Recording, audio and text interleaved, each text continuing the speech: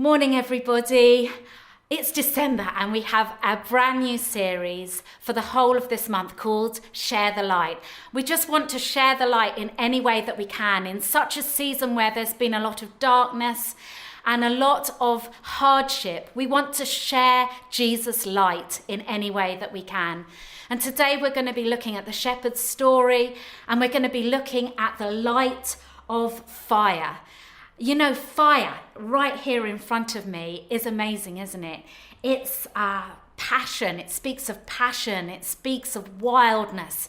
It speaks of the Holy Spirit. It talks about that and how we need to be on fire for God. Keep fueled and aflame. Keep on fire for God. I don't know if you're feeling on fire for God or if you're feeling rather tired, but I pray that God speaks to you today through the story of the shepherds. So there they were, the shepherds, just ordinary people doing regular things.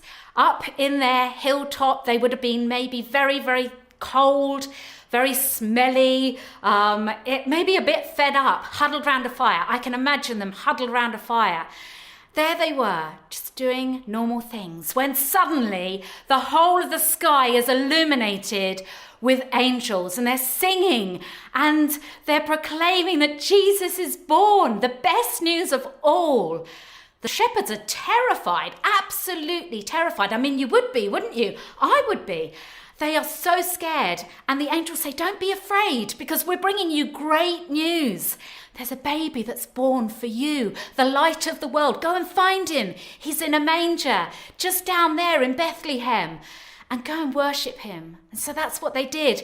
They went down to Bethlehem. They found this baby lying in a manger and they worshipped him.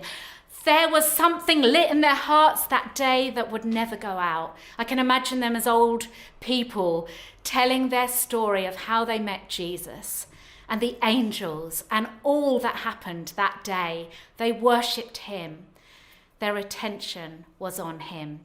I watched The Social Dilemma the other day. Have you seen it? It's really good. But it's all about how social media is affecting us. And it talked very much about how social media is after our attention. In fact, everything is after our attention, isn't it? What are we really giving our attention to? One of the things I've been giving my attention to over this time is I have a new granddaughter. And whenever she comes round, I can't help but just be a little besotted with her. When she smiles, my heart leaps. And I just love giving her my attention. And what do we give our attention to? I often think, do I give too much attention to my phone? Am I on my phone too much? I don't know if you ever have that conversation with yourself. And there's that bit that tells you on your phone how long you've been on your phone.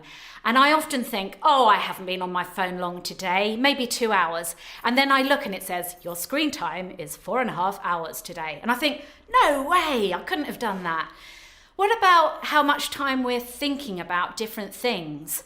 You know, you may be spending a lot of time thinking about COVID and what you're going to do at Christmas. And you might be spending a lot of time thinking about worrying about things. You might be spending a lot of time thinking about yourself.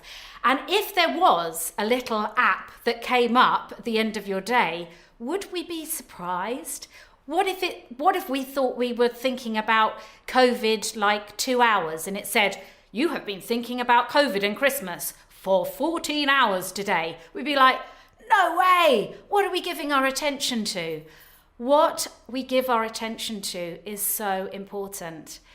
And it says in Corinthians that we are wasting away outside, but inside we are being renewed day by day. That's the truth. Sometimes I feel like day by day I'm getting tireder, but it says in the Bible that we're being renewed day by day. That passion, that fire in us is being renewed day by day. How's it renewed? It's renewed by the things that we think about and the things that we are giving our attention to. Are they good things? Are we giving our attention to God, worshipping him, praying, reading his word? Are we giving our attention to others, serving, helping, loving in any way that we can? Because those are the things that refuel us. Those are the things that keep that fire in us. What are we giving our attention to? And I just want to encourage us, lastly, to have courage at this time, to keep going. You may think, I've tried to keep positive. I've tried to keep on fire. I've tried to do the right things and I just fail. You're in good company. We all do that, but we need to have courage at this time. Courage to do it again. Courage to say, I'm not giving up. Courage to say, I will keep going no matter what. There's this beautiful film that I watched called Harriet, and it's about a slave. And she got free herself, and then she freed thousands and thousands of other slaves by taking them cross country about 100 miles to a state in America where they could be free. And after a while, that state in America changes its laws and rules, and they have to all move 500 miles away to another state where they can be free, which means that the trip to save slaves and to get them out of slavery is now doubly difficult. And there's this beautiful scene where she's standing with everyone who has contributed and helped, and they're all saying, we've done our best, we did a great job, we've seen all these people free. And she says, I will not give up. I will not give up. While there's one person that is a slave in that place, I will go 500 miles in order to get that one person that is not free. Is that in me? Is that the fire that is in me? I think I would have been one of the people that said, I've done quite well. I think I'll have a rest now. Or am I the person that says, I have courage to keep going.